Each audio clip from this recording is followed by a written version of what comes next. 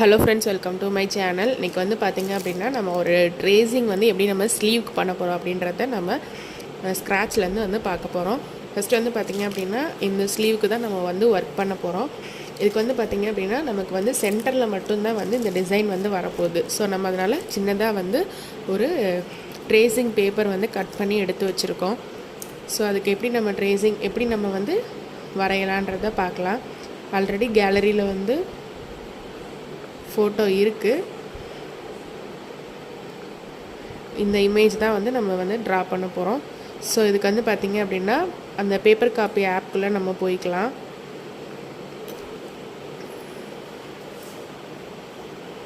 போனதுக்கப்புறம் அவங்க அனுப்பிச்ச இமேஜ் வந்து இந்த இருக்குது. ஸோ நமக்கு வேணுன்ற அளவுக்கு இதை எடுத்துகிட்டு லாக் போட்டுக்கலாம். லாக் ஆயிடுச்சு. இதுக்கப்புறம் இது நமக்கு ஓகேவான்ற மாதிரி பார்த்துட்டு இன்னும் கொஞ்சம் பெருசு வேணும்னா நம்ம வந்து வெர்டிக்கலாக வைக்க முடியாது. ஸோ நம்ம இதை ஹரிசாண்டலுக்கு மாற்றிக்கலாம். அப்போ ரொட்டேட் கொடுக்கணும். ரொட்டேட் கொடுத்துட்டு இப்போ கொஞ்சம் பெருசு பண்ணிக்கலாம். ஓகேங்களா? இப்போ வந்து நான் லாக் கொடுத்துட்டேன். கொடுத்ததுக்கப்புறம் இப்போ நம்ம இதில் வச்சு வரைஞ்சிடலாம்.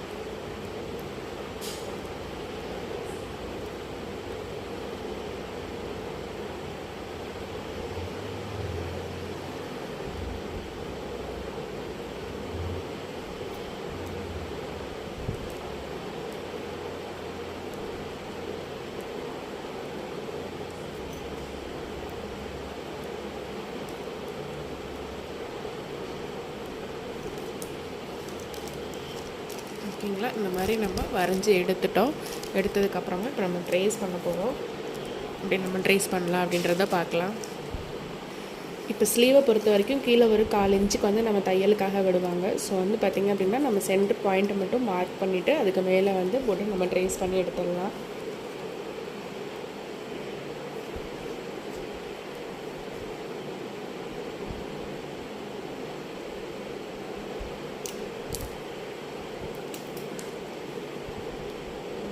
மேலே இருந்து ஒரு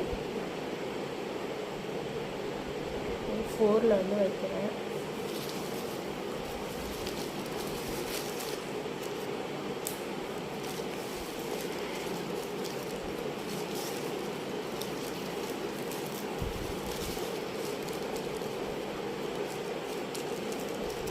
இதுலேயே நம்ம சென்டர் லைன் வந்து இந்த மாதிரி மார்க் பண்ணிக்கலாம். அப்போ தான் நம்ம இந்த போட்டு மேலே வைக்கிறதுக்கு ஈஸியாக இருக்கும்.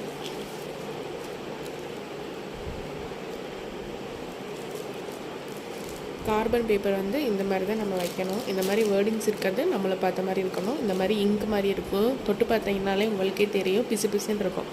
அது வந்து கிளாத் மேலே படணும். ஸோ அதை மட்டும் பார்த்துக்கோங்க. இப்போ இந்த சென்டர் லைன் வந்து இந்த சென்டர் லைனுக்கு ஈக்குவலாக இருக்கிற மாதிரி பார்த்துட்டு நமக்கு எந்த இடத்துல நம்மளோட இது வேணுமோ அதுக்கேற்ற மாதிரி வச்சுக்கோங்க. வச்சுட்டு வந்து இதுக்கு மேலே நம்ம ட்ரா பண்ணி வந்து எடுத்துக்கலாம்.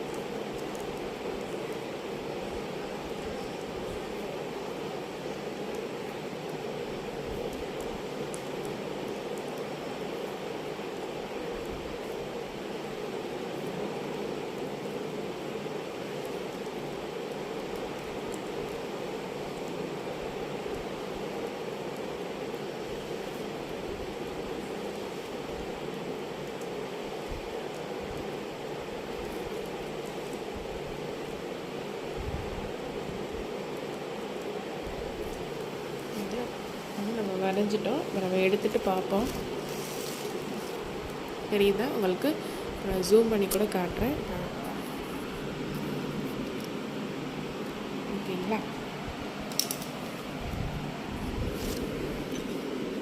இந்த சென்டரில் வந்து நமக்கு டிசைன் வந்து வந்துருச்சு.